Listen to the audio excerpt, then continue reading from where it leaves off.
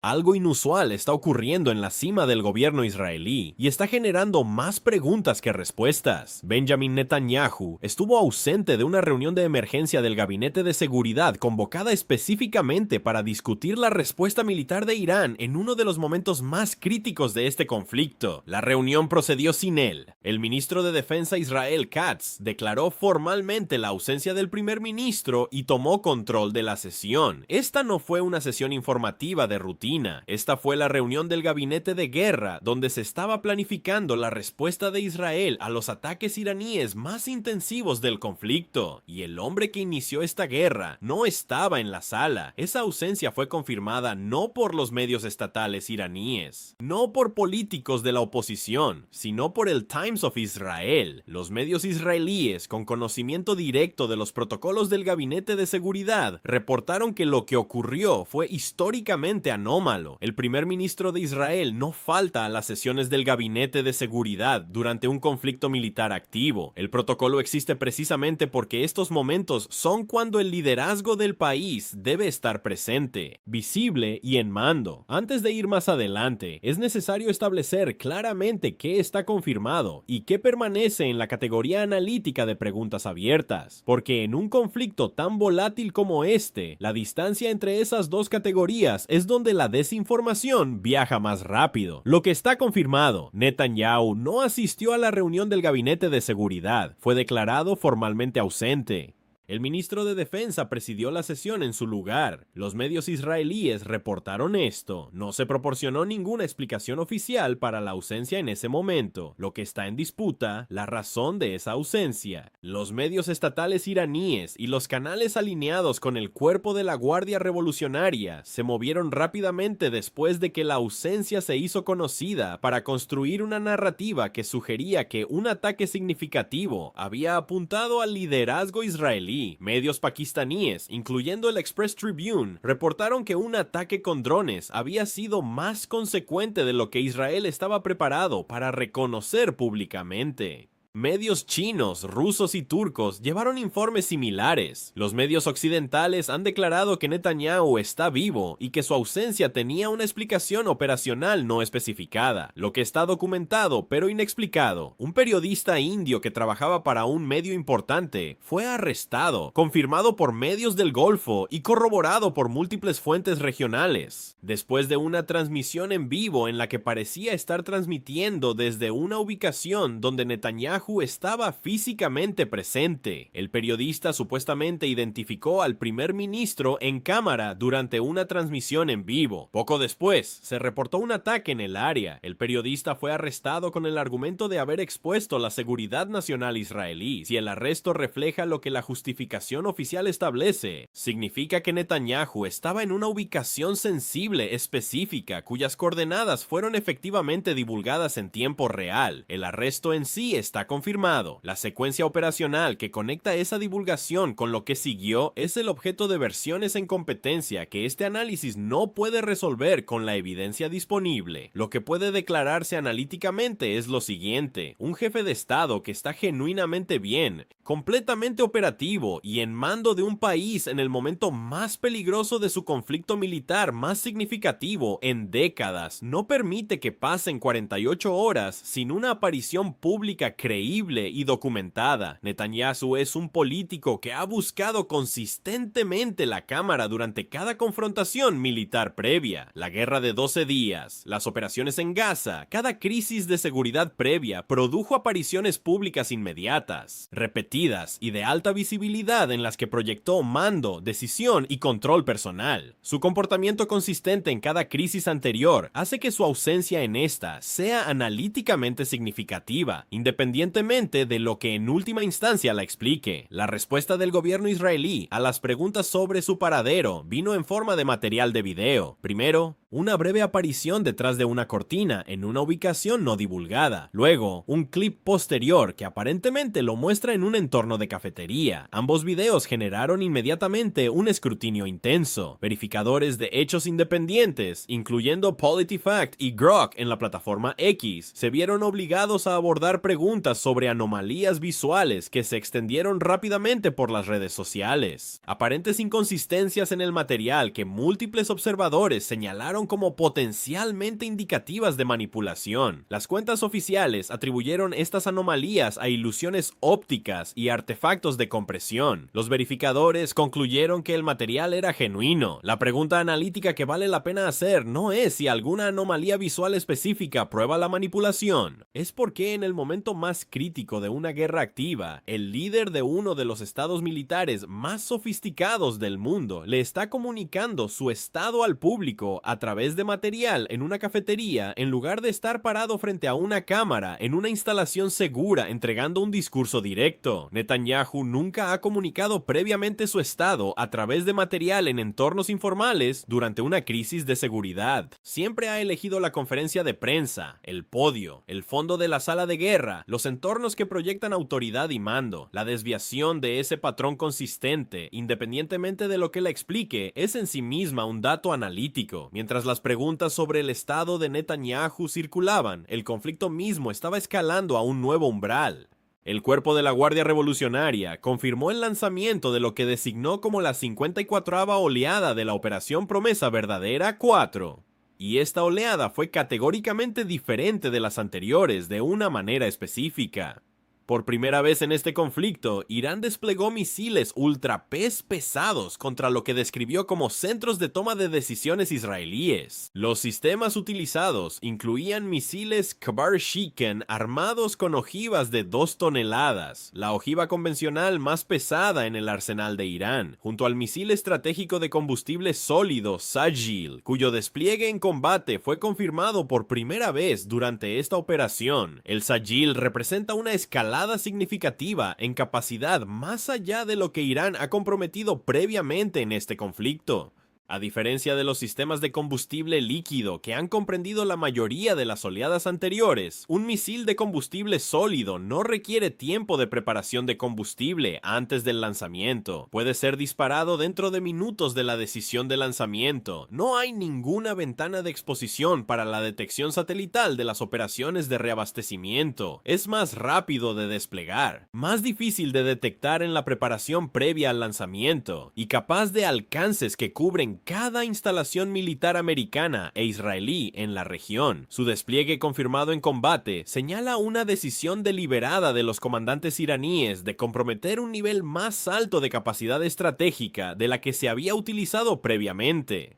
El apuntamiento de centros de toma de decisiones, infraestructura de mando, instalaciones de coordinación militar, instalaciones de inteligencia, en lugar de simplemente hardware militar, representa la misma lógica de cegamiento que este análisis ha estado rastreando desde que las imágenes satelitales del New York Times confirmaron ataques sistemáticos contra la infraestructura de radar en el Golfo. El objetivo no es destruir activos, es degradar la capacidad organizacional que permite que los activos sean empleados efectivamente. Simultáneamente, Hezbollah lanzó ataques coordinados desde el sur del Líbano. Las fuentes militares israelíes, citadas por la prensa israelí, describieron el nivel de mando, control y sincronización demostrado en el componente de Hezbollah como inconsistente con la caracterización de Hezbollah como una fuerza degradada y debilitada que las comunicaciones del gobierno israelí habían estado presentando durante meses. Lo que esos analistas israelíes describieron no fue una milicia operando más allá de su capacidad, fue una organización que demostraba coherencia operacional de alto nivel, sincronizando sus ataques para coincidir con la oleada iraní, golpeando objetivos que maximizan el estrés en los sistemas defensivos israelíes ya saturados por el asalto iraní primario. La narrativa de que Hezbollah había sido efectivamente neutralizado por campañas de bombardeo israelíes sostenidas, de que su mando y control había sido interrumpido más allá de una función significativa, de que su capacidad para coordinar operaciones a gran escala había sido permanentemente reducida. Esa narrativa no sobrevivió la noche del 14 de marzo. La lógica estratégica de desplegar misiles ultrapesados contra infraestructura de toma de decisiones coordinados simultáneamente con un ataque de Hezbollah desde el norte merece examinarse precisamente porque representa un cambio cualitativo en el carácter operacional del conflicto. Cuando apuntas al hardware militar de un país, degradas su capacidad de luchar. Cuando apuntas a la infraestructura a través de la cual se toman, transmiten y coordinan las decisiones militares, los centros de mando, los relés de comunicaciones, las instalaciones de procesamiento de inteligencia, degradas la coherencia organizacional que determina cuán efectivamente se emplea ese hardware. La dimensión económica de lo que está ocurriendo merece atención directa porque llega a cada persona que observa este análisis independientemente de su proximidad al conflicto. La guerra de Israel le está costando a su economía aproximadamente $3.000 millones por semana en pérdidas directas, operaciones militares, interrupción civil, cierres de negocios, comercio perdido. Las estimaciones preliminares sugieren que el lado americano de este conflicto está corriendo aproximadamente a $1.000 millones por día en costos directos. Combinados, eso es aproximadamente $10.000 millones por semana siendo consumidos por este conflicto, y ninguno de los dos lados ha declarado públicamente qué condiciones lo pondrían fin. El gráfico del precio del crudo Brent se congeló durante aproximadamente 2 días. Los datos del precio del petróleo de cara al público dejaron de actualizarse en tiempo real, una anomalía que cualquiera que monitoreara los mercados de energía notó. Los datos de precios del crudo no se congelan porque los mercados cierran por la noche. El mercado de crudo es continuo. Una congelación en el flujo de datos de precios mostrado públicamente durante un conflicto militar activo que ha cerrado el estrecho de Hormuz, destruido un aeropuerto importante, golpeado la infraestructura energética del Golfo y eliminado el transporte comercial de la principal vía de agua de la región. No es una falla técnica, es una señal de que algo en la arquitectura de información del mercado energético estaba siendo gestionado de una manera que el flujo de datos público normal no podía acomodar.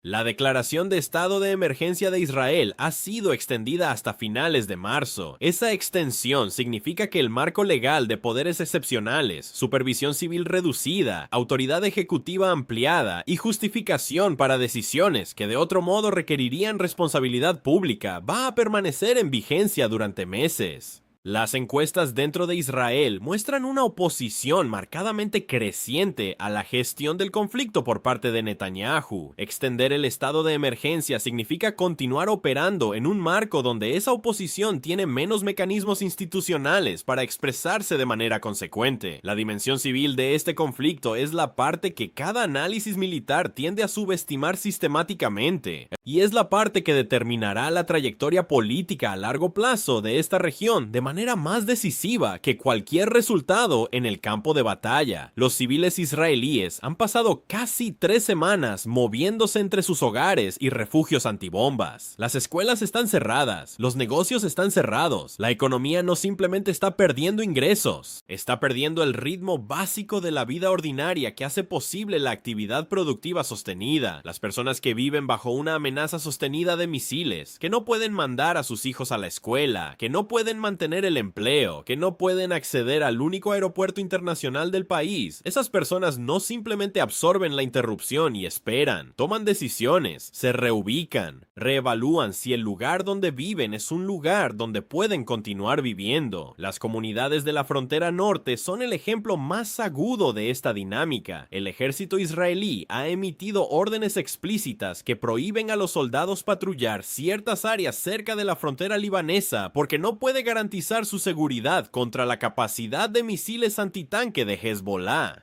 Cuando el ejército más tecnológicamente sofisticado de la región le dice a sus propios soldados que no patrullen ciertas áreas porque no puede protegerlos allí, esa no es una descripción del control territorial. El objetivo que Hezbollah ha declarado explícitamente, hacer inhabitable las comunidades del norte ocupado, no a través de la invasión, sino a través de la imposibilidad sostenida de la vida normal, se está logrando de manera incremental.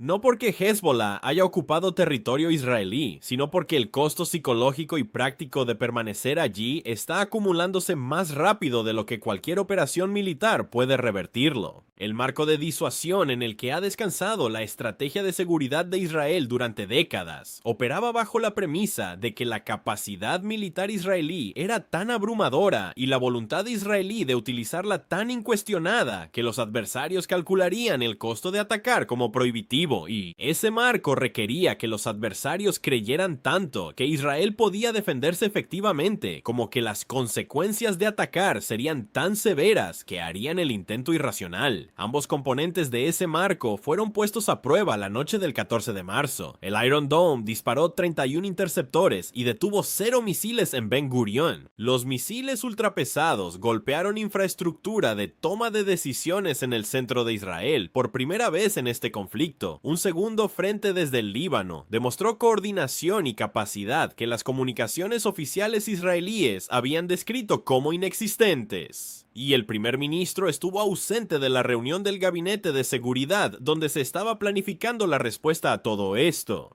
La disuasión no es puramente una función de la capacidad militar, es una función de la percepción, la creencia del adversario de que los costos de la acción superan las ganancias potenciales. Cuando las acciones de las últimas 24 horas son procesadas por cada actor en esta región que está calculando su propia posición e intereses, la percepción que está siendo actualizada no es una que fortalece la postura de disuasión de Israel. La pregunta más amplia con la que cada analista que observa esta situación está lidiando es la que se asienta debajo de todos los desarrollos específicos. ¿Cómo se ve este conflicto cuando ambos lados han concluido que el costo de no escalar supera el costo de escalar aún más? Irán ha desplegado ahora sus misiles más pesados contra la infraestructura de toma de decisiones israelí. Ha coordinado ese despliegue con un ataque de Hezbollah que demuestra una capacidad organizacional mayor de lo que se reconocía públicamente. Ha golpeado el aeropuerto internacional Ben Gurion, cerrado el estrecho de Hormuz durante 15 días, atacado la infraestructura energética del Golfo en múltiples países y emitido 3 condiciones de alto al fuego que todo analista profesional describe como estructuralmente imposibles para Washington de aceptar.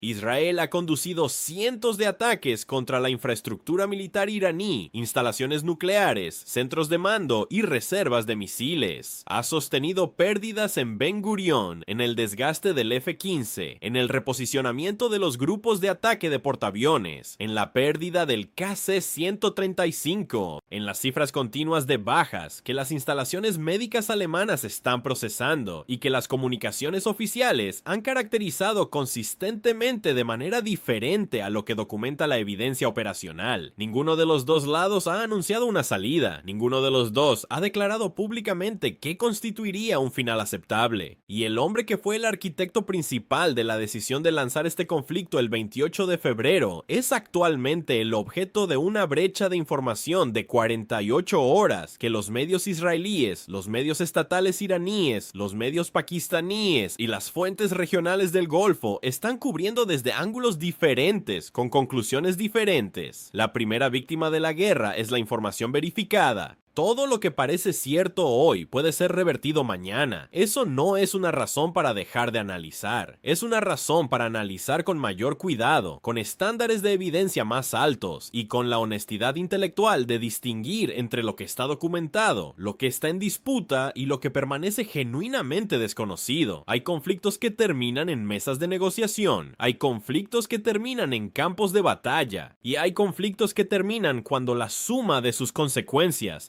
económicas, humanas, estratégicas, se vuelve imposible de sostener para todas las partes al mismo tiempo. Esta guerra todavía no ha llegado a ninguno de esos 3 puntos finales, pero la ausencia de un primer ministro en su propia reunión de gabinete de guerra, las ojivas de 2 toneladas apuntando a los centros de mando, el Iron Dome que falla en Ben Gurion, y el estrecho de Hormuz cerrado durante semana número 3 son señales de que los 3 se están acercando simultáneamente más rápido de lo que cualquier narrativa oficial puede seguirles el ritmo.